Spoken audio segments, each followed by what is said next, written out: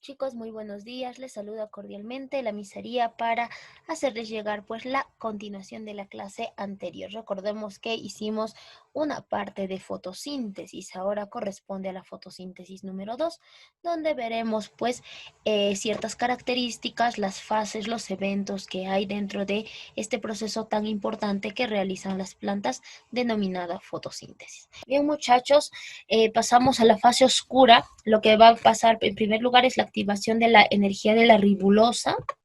La energía de la ribulosa la vamos a activar. Hay una molécula llamada ribulosa 1,5 difosfato, ribulosa 5-fosfato, que va a recibir pues la transferencia de un fosfato de ATP, o sea, el ATP le va a transferir también fosfatos para convertirse en ribulosa difosfato. Esta ribulosa difosfato va a juntarse con el CO2, ¿ya? Y aquí ocurre la fijación del CO2. Este proceso también se llama carboxilación. En los capítulos anteriores también lo he mencionado, justo en 2 diapositivas antes. ¿Y qué va a pasar? La ribulosa difosfato se va a juntar con el CO2. Muy bien, va a formar una molécula llamada rubisco, que es un azúcar inestable de 6 carbonos, o sea, es una hexosa, y se va a romper por acción del agua. Como se rompe, es una molécula de 6 carbonos, y acá vamos a colocar, es una molécula, el rubisco es igual a 6 carbonos, ¿ya? Y como este rubisco se rompe, como este rubisco se va a romper, ¿qué vamos a obtener? Moléculas de 3 carbonos. Entonces acá hay una molécula de 3 carbonos y también por otro lado acá va a haber otra molécula de 3 carbonos. Entonces eso es lo que va a pasar con el rubisco. El rubisco se rompe y va a formar pues moléculas de 3 carbonos, llamadas triosas, denominadas fosfogliceratos, o sea PGA. Ya también llamados PGA. Entonces, estas moléculas de 3 carbonos tienen nombre. ¿Cómo se llaman? Se llaman PGA. No es paja, es PGA, chicos. No se vayan a confundir. Entonces, esto es un tema bastante químico, ¿ya? Entonces, se forma el PGA. Vamos a pasar a la reducción. Estas PGA que van a pasar son transportadas hasta el fosfoglicerdehído. Con el proceso incorpora los hidrógenos del NADPH2 provenientes de la fase luminosa. ¿Qué significa? Ya teníamos PGA, muy bien, tenemos acá PGA. Le vamos a agregar, ¿qué cosa? Le agregamos pues NADPH2. pH2, o sea, de la fase, ¿se acuerdan? De la fase luminosa habíamos formado NADPH2 y le agregamos ATP. A este proceso le vamos a agregar ATP. ¿Qué vamos a formar? Todo esto forma una famosa molécula llamada el PEGAL. Entonces acá en la reducción se juntan PGA, ya este PGA más NADPH de la fase luminosa más ATP y formamos el famoso PEGAL. ¿Qué es PEGAL? Es el fosfogliceraldehído. Entonces vamos a marcar por acá al fosfogliceraldehído. Entonces vamos a formar fosfogliceraldehído en la parte de la reducción.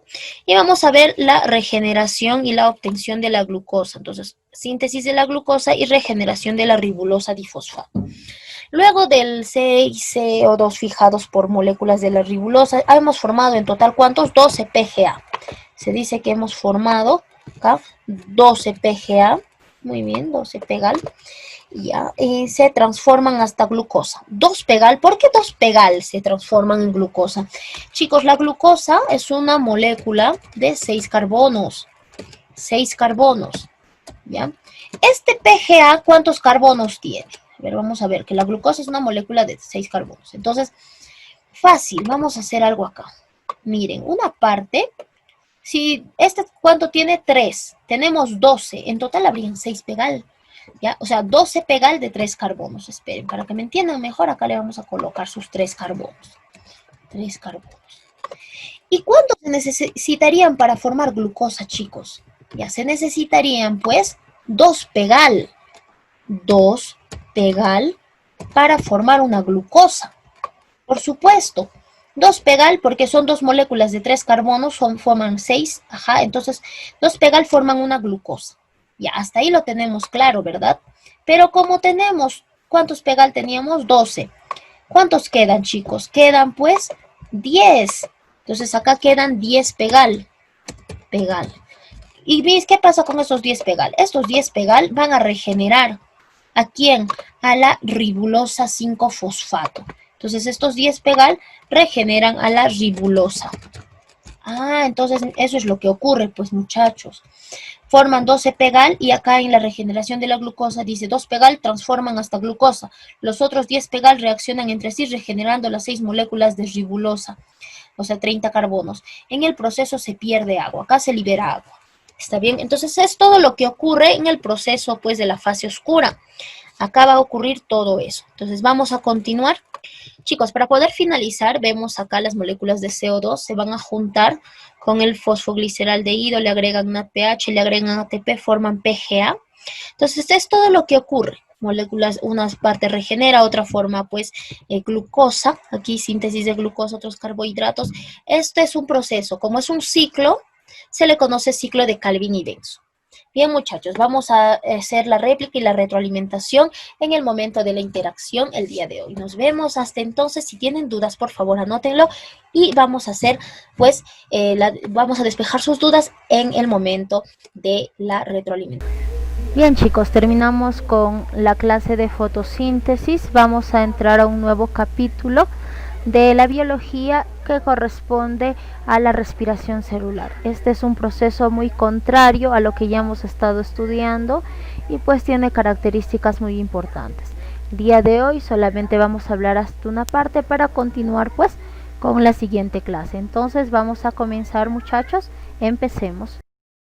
El día de hoy vamos a ver un proceso contrario a la fotosíntesis. Es un proceso catabólico, un proceso por el cual se rompen moléculas grandes para obtener moléculas pequeñas y energía. Tenemos acá,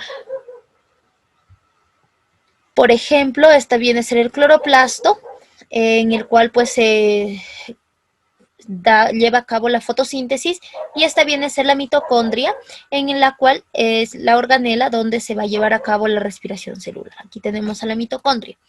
Vamos a ver a la respiración aeróbica.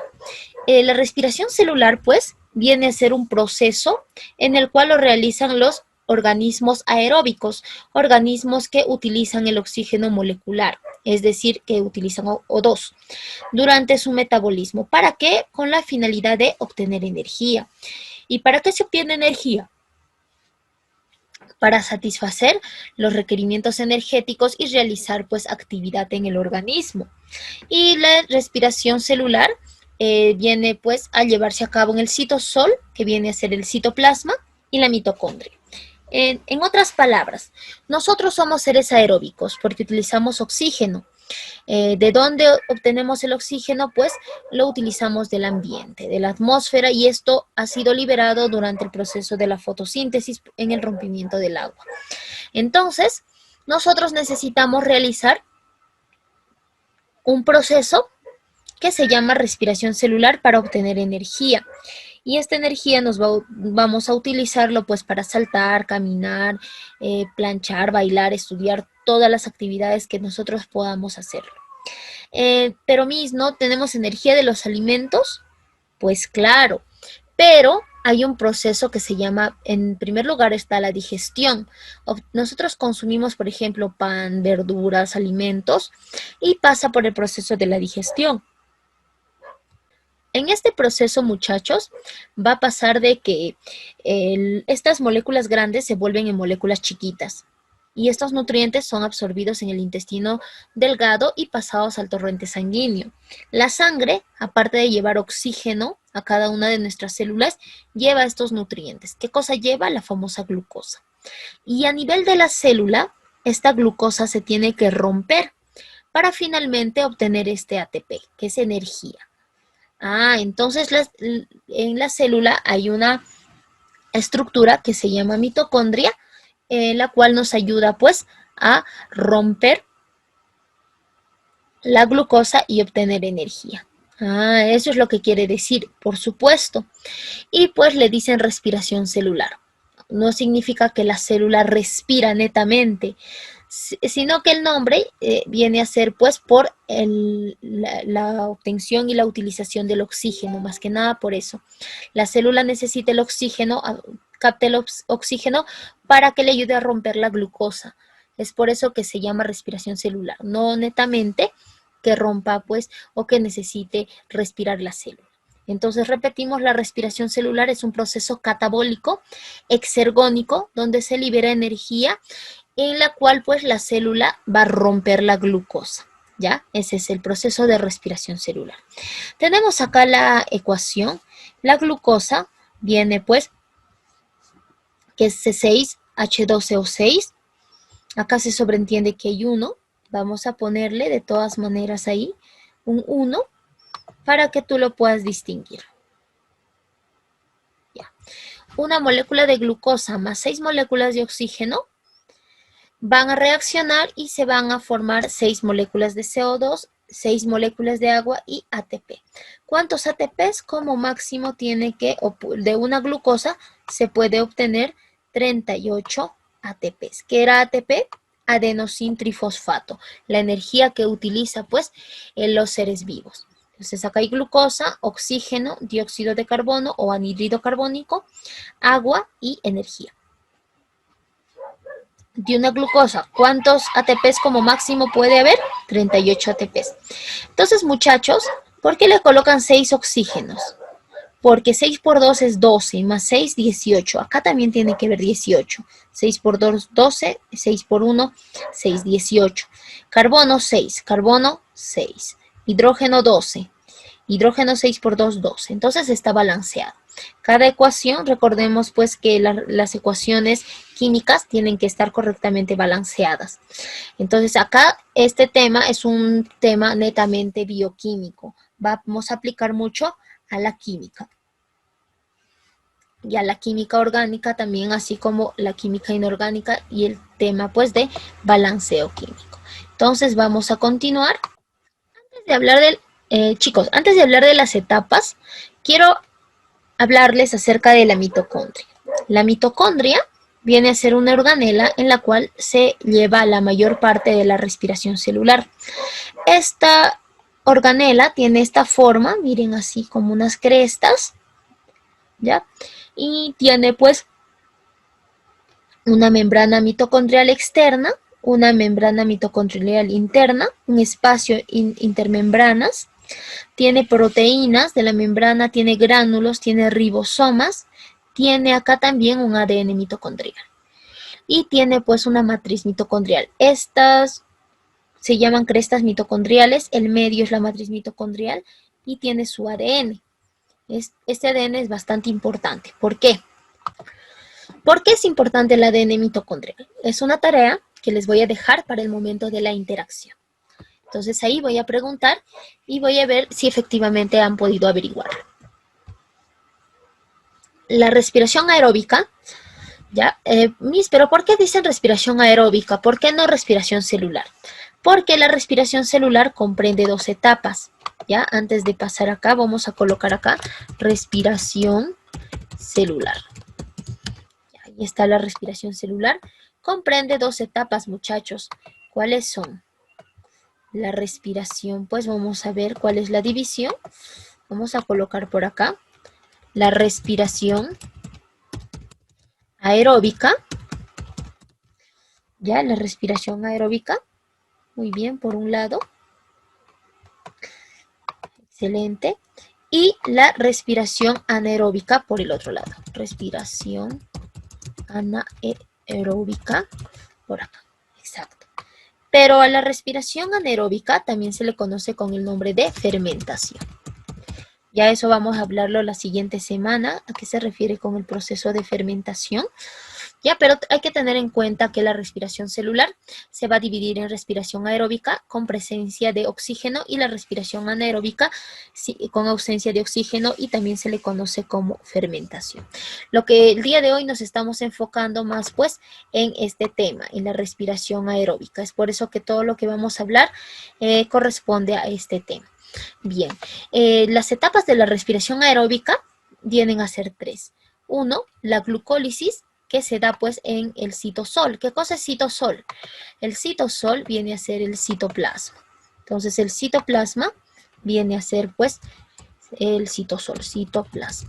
Es una parte de la célula, hemos hecho citología, tú te ubicas bien. El ciclo de Krebs se lleva a cabo en las mitocondrias y la cadena respiratoria también en las mitocondrias. ¿Qué es glucólisis? La primera etapa viene a ser pues la glucólisis y vamos a verlo a continuación por aquí. Ahí está. Vamos a borrar esta parte. Yo sé que has tomado nota. Muy bien, glucólisis significa rompimiento de la glucosa, muchachos. Acá vamos a romper la glucosa. Dice, hay que considerar que el organismo para realizar esta etapa inicialmente se abastece de alimentos, fundamentalmente de glúcidos, disacáridos o polisacáridos, los cuales son hidrolizados a monosacáridos a nivel del tubo digestivo, mediante una batería de enzimas. Posteriormente serán absorbidos y transportados por la sangre para llevar a cada una de las células. La glucosa ya en el citoplasma será transformada en condiciones anaeróbicas, o sea, por el proceso de glucólisis en piruvatos. Entonces, la primera etapa es que, miren, ya les había hablado de la digestión. Rompe el tubo digestivo, el estómago, todo rompe los alimentos. Luego se vuelven nutrientes, proteínas, y estas proteínas son absorbidas por el intestino delgado y son transportados por la sangre para llevar a cada una de las células. Llegan en las células y la glucosa en el citoplasma, o sea, ya en las células, tiene que ser transformada, tiene que romperse para finalmente transformarlo en ATP. Entonces, la primera etapa acá, chicos, viene a ser la etapa de la glucólisis. Vamos a analizarlo por este lado. La glucosa, ¿qué va a pasar? La glucosa se rompe. Y como producto final tenemos pues a los piruvatos. También vamos a obtener ATP y NADPH2. Entonces, son productos de la glucólisis. ¿Qué son productos de la glucólisis? Se forma ATP. Aparte de ATP se forma NADPH2 y formamos piruvatos. Esos son los productos de la glucólisis. Estamos hablando de la primera etapa de la respiración aeróbica. Entonces, continuemos. Chicos, la segunda etapa corresponde al ciclo de Krebs, llamado también ciclo del ácido cítrico o de los ácidos tricarboxílicos. El señor Krebs era pues un científico que se encargó de estudiar netamente la mitocondria, y ahí en la mitocondria descubrió pues que había una serie de reacciones químicas. Y entonces el ciclo de Krebs también se le conoce, pues, van a recordar esto, muchachos, como ciclo del ácido cítrico o ciclo de los ácidos tricarboxílicos. Muy bien. Dice, consiste en una serie de reacciones cíclicas que ocurren en la matriz mitocondrial. Entonces, ¿ocurre en la mitocondria? Sí, exacto. Y netamente ocurre ¿dónde? En la matriz mitocondrial. Iniciándose con el ingreso del piruvato a través de la membrana mitocondrial. Se deshidrogeniza, o sea, pierde hidrógenos, luego se descarboxila, pierde oxígenos. Entonces, para que entre a la matriz mitocondrial, primero tiene que perder hidrógenos, luego tiene que perder CO2 y se asocia con la enzima, con esta enzima, con la coenzima A, para quedar como acetilcoenzima. A mí no he entendido nada. Yo tampoco. Mentira, chicos. Tenemos al piruvato. El piruvato no puede entrar al ciclo de Krebs. Necesita convertirse en acetilcoenzima A. Pero para que se pueda convertir en acetilcoenzima A, tiene que liberar, ¿qué cosa? Tiene que liberar, pues, el piruvato libera CO2. Entonces, ¿va a liberar CO2? Por supuesto que sí. Libera CO2. ¿Qué cosa más libera? Libera NADPH2. Por eso se refiere pues que libera hidrógenos. ¿Por qué va a liberar NADPH2? El NAD se junta con el hidrógeno y forma NADPH2. Entonces, eso va a liberar. Entonces, es como decir, ¿no? Cuando tú tienes una cita, no vas así como estás en casa, ¿no? Tienes que bañarte, te afeitas, te limpias, te echas perfume, te acicalas y te arreglas para salir, pues, en una cita. En otras palabras, eres piruvato, pero tienes que convertirte en acetilcoenzima A recién para poder entrar en esa cita, salir con la chica que te gusta, ¿ya? A eso se refiere más o menos. Entonces, piruvato pierde CO2, pierde NADPH2 para convertirse en acetilcoenzima A. Recién como acetilcoenzima A va a poder ingresar al ciclo de Krebs. Entonces, continuamos. Miren, muchachos, este es el ciclo de Krebs. Si ustedes ven, es totalmente bioquímico, son reacciones y reacciones químicas, se llama ciclo de Krebs, ¿ya? Dice, bajo esta condición ingresa al circuito de reacciones y se une con el oxalacetato. Entonces miren, el acetilcoenzima A, miren, el piruvato ya se ha convertido acá en acetilcoenzima A. Este acetilcoenzima A se une con el oxalacetato. ¿Para qué? Para retornar nuevamente esta molécula tras 8 reacciones previas en las cuales pierde CO2 y libera 8 hidrógenos. También existe la síntesis de energía de la guanosina trifosfato. A ver, en otras palabras, el acetilcoenzima A se une con el oxalacetato para formar el citrato. El citrato se convierte en cisaconitato, el cisaconitato en isocitrato, el isocitrato en alfa-cetoglutarato. El alfa-cetoglutarato sigue reaccionando y se forma pues el succinilcoenzima. El succinilcoenzima se vuelve succinato, este se vuelve fumarato y el fumarato se vuelve malato. Yo sé que son nombres muy extraños, tal vez nunca lo hayas escuchado, pero todo esto ocurre en nuestras células para obtener solo 38 moléculas pues, de adenosintrifosfato. Luego el oxalacetato nuevamente se junta con el acetilcoenzima A y sigue su ritmo, sigue. Acá en este proceso se van a formar pues ATP, se forma NADPH2, se forma FAT y se forma pues más que nada esto. A ver, vamos a ver los productos del ciclo de Krebs. ¿Qué se forman? Se forman ATP. ¿Qué más? Se forma NADPH2. ¿Qué más se forma? Se forma el famoso FATPH2. Entonces, ese es el producto, pues, son los productos del ciclo de Krebs. ¿Y por qué nos sirve esto? Vamos a verlo por qué nos van a servir esto. Y chicos, de una glucosa, de un piruvato, miren todo lo que hace tu célula. Entonces, es por eso que hay que cuidar mucho nuestro cuerpo. Si nosotros no tenemos energía, tu cuerpo va a trabajar el doble. Y es peor si te tomas, pues, Volt, si te tomas el Red Bull, haces que tu célula trabaje a 1000. Todo esto se va a triplicar, cuadruplicar. Y en este proceso es posible que a la larga te dé cáncer. Entonces las células tienen un trabajo perfecto en nuestro organismo y ya depende de nosotros conservar nuestra buena salud. ¿Está bien? Vamos a continuar entonces. Hemos visto pues los productos del ciclo de Krebs y vamos a ver en esta parte la cadena transportadora electrónica y la fosforilación oxidativa. Habíamos visto las partes de la respiración celular. El primero era la glucólisis, el segundo era ciclo de Krebs, lo vimos anteriormente, y ahora es la tercera parte, la cadena transportadora electrónica y la fosforilación oxidativa. Vamos a ver lo que dice la teoría. Estructura proteica que se encuentra en la cresta mitocondrial. Entonces la fosforilación oxidativa y la cadena de transporte ya se lleva a cabo en la cresta mitocondrial, cuya función es transferir electrones de las moléculas reducidas, o sea de NADH2 y FATH2 hacia el oxígeno, que al unirse con el hidrógeno forman una molécula de agua. Está formando por 4 complejos enzimáticos. ¿Y qué es la fosforilación oxidativa? Es un proceso acoplado al transporte de electrones en la que se sintetiza ATP a partir de ADP y fosfato inorgánico, con gasto de energía catalizada por la enzima ATPasa en la cresta mitocondrial. O sea, ¿qué va a pasar acá? En palabras simples, el NADP que hemos obtenido de las reacciones anteriores y el FAT la vamos a canjear acá por ATP. De cada NADP que tenemos vamos a obtener 3 ATPs. Y de cada FATPH que tenemos vamos a obtener 2 ATPs. Entonces, vamos a hacer el balanceo, ¿ya? Y tiene que pasar por esta enzima llamada ATP sintetasa, no es ATP con tetasa. pasa por acá y esta la transforma, mira, pues a partir de ADP con fosfato la va a transformar en ATP. La energía electroquímica inherente en esta diferencia de concentración de protones y de separación de carga, la fuerza proton motriz representa una conservación por parte de la energía de oxidación. La fuerza proton motriz se utiliza posteriormente para impulsar la síntesis de ATP catalizada en la proteína F1. A medida que los protones fluyen pasivamente de nuevo hacia la matriz a través de los poros de protones formados por la proteína F1.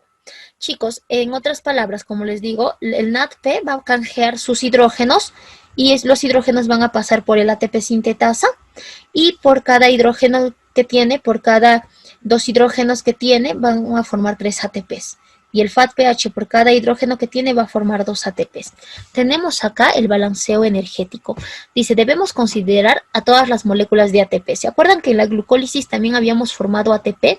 Sí, eso también vamos a considerarlo, porque al final tenemos que tener de 36 a 38 ATPs de una sola glucosa.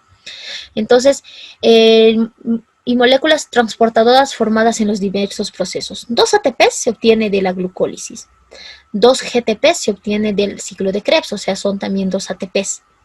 8 NADPH de la cadena respiratoria y 2 FAT también de la cadena respiratoria. En total tenemos, pues, por ejemplo, habíamos dicho, ¿no? Por cada NADP, ¿cuántos ATPs teníamos? Miren, vamos a hacer aquí algo bastante simple para que tú me puedas entender.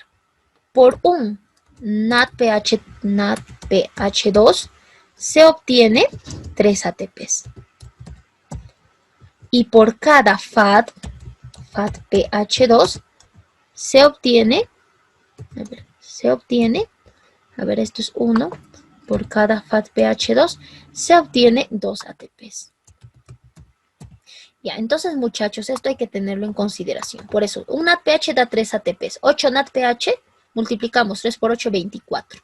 Tenemos un FAT, da 2 ATPs. Tenemos 2, da 4 ATPs. Por eso, hay 32 ATPs. Muy bien.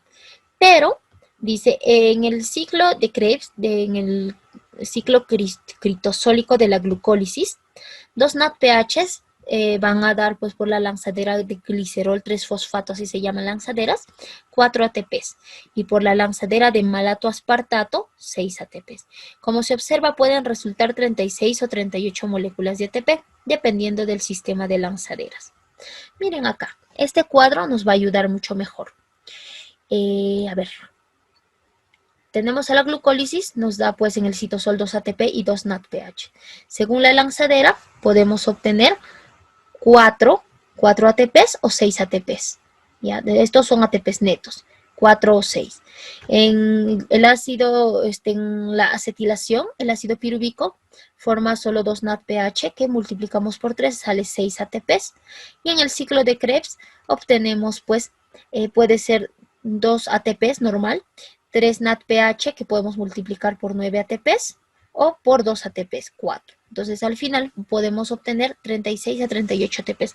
Generalmente obtenemos 38 ATPs por cada glucosa. Y tenemos esto acá. A ver, vamos a ver por acá. Ya, chicos, esto es un tema netamente bioquímico. He tratado de hacerlo lo más sencillo posible. Sin embargo, es necesario que tú también leas un poco la teoría para que me puedas entender. El proceso global es que de una glucosa más oxígeno se va a formar 6 moléculas de CO2, agua y máximo 38 ATPs. Entonces por la lanzadera de malato aspartato podemos obtener 38 ATPs y por la lanzadera de glicerol fosfato 36 ATPs. ¿Está bien, muchachos? Entonces esta es la clase por hoy. Cuídense mucho y nos vemos en el momento de la interacción. Bye bye.